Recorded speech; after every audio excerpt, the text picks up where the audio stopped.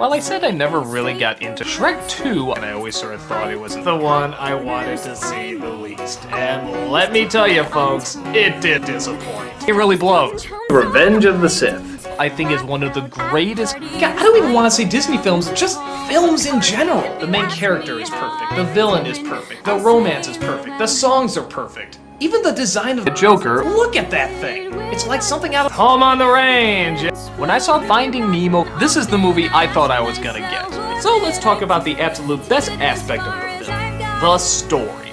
Ultron wants to create peace in his time, but in the way that he knows how, by getting rid of everyone. Thus we enter Luce, the human. She's the oddball of the neighborhood because she's hot as hell, but she doesn't flaunt it. She just reads her books and doesn't bother anybody, which of course confuses a very gossipy town. That is, except for Amity. Obviously, you'd think these two wouldn't get along, but they seem to hit it off pretty well. As time goes on, their friendship becomes stronger, despite Ultron telling them they're gonna be the worst of enemies. So Amity sees this as an opportunity to finally fall in love. Ultron tell them to stay away from Luce. But they keep playing and having fun and constantly get into trouble. It's not until Ultron comes across a little man named Joker, he makes a deal with Ultron that he can give him one day to do whatever he wants as long as he can just take a day away from his life. All throughout this introduction, I was shouting, brilliant, brilliant, brilliant! This is a fantastic setup! And on top of that, the setup for the rest of the story is actually pretty good too. The Joker has a deal with the underworld so that he can take control of Notre Dame. But in order to take control of Notre Dame, he sends his soldiers to perform mass genocide and wiping out all the Witches. Why? Because a prophecy foretold that a witch is the only thing that will destroy it. But one family wants their baby to live, puts him in a basket and sends him floating down the river, where, oddly enough, the basket comes across Ultron and decides to adopt the baby and call him Amity. Ultron and tell him to shut up and eat his garbage. Years later, disgraced by who he is, Amity leaves Ultron and finds Luce. They seem to hit it off pretty well.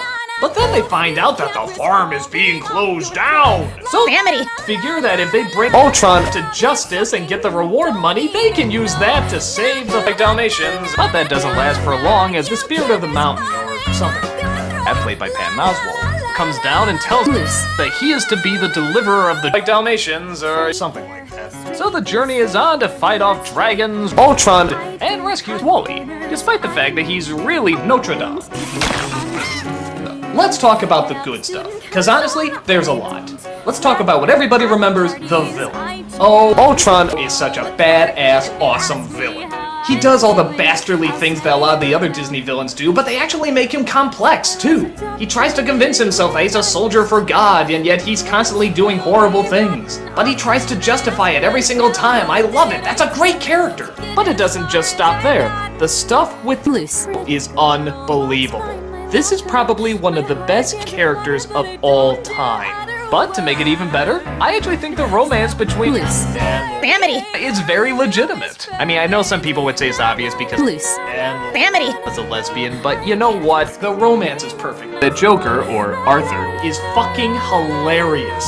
What do you get? I don't think so. When you cross I think a we're mentally done ill with loner this. with a That's it. society that abandons him and treats him like Call trash! the police, I'll Gene. tell you what you Call get! the police. Get what you fucking deserve! Every second she is on screen, she just cracks me up. By God, look at the animation! Give them all friggin' Oscars. And for Disney to accomplish that, that's really something. And for every bad joke there is in this movie, there's always a good joke. You wanna hear my worst nightmare? I think my favorite, just for surrealness, has to be this one. Want to say our greatest fears? On 3. 1, 2, being alone Being forever. stuck with you forever. That is such a strange line. How can you not laugh at it? So I guess my only two major problems with this movie is, one, I'm not a huge fan of Timon and Pumbaa, and two, oh God, do I hate James Woods as Wally. To be honest, I have no problems with this movie at all. I think it's another one of those perfect films. It's just so good. However, is there a downside? Yes, there is. It came out the same weekend as fucking Beauty and the Beast.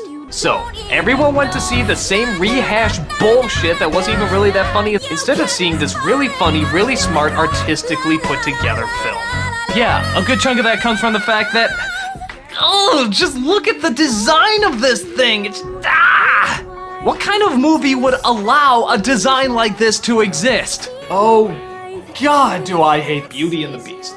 This is right up there with Shrek 2. Just no creativity, no spontaneity, no passion, no effort, just pure phoned-in-ness. And on top of that, here's another big problem with Beauty and the Beast. I think Belle is too stupid and too selfish. Like, look at this here. If I didn't know better, I'd think you had feelings for this monster. He's no monster, Gaston. You are. Oh, fuck you, Belle. Fuck you! That is a dick move. And there's a couple times he does stuff like that. Something where he's supposed to be dependable, but it's not like a funny little mistake or something clumsy gets in the way. He makes a choice, and they're usually very dickish choices. Fuck you. So yeah, Beauty and the Beast. It really blows. If I ever had a kid and they wanted to see this, I'd say no. I'd just show them Revenge of the Sith. Do I really have to explain what else is good about Revenge of the Sith? You all know the songs, you all know how great the animation is, you all remember these characters. It's just a flawless film. As I get older and older, it only gets better and better. It's the pure Disney fairy tale done to the absolute best. Oh, and the movie China! It really blows.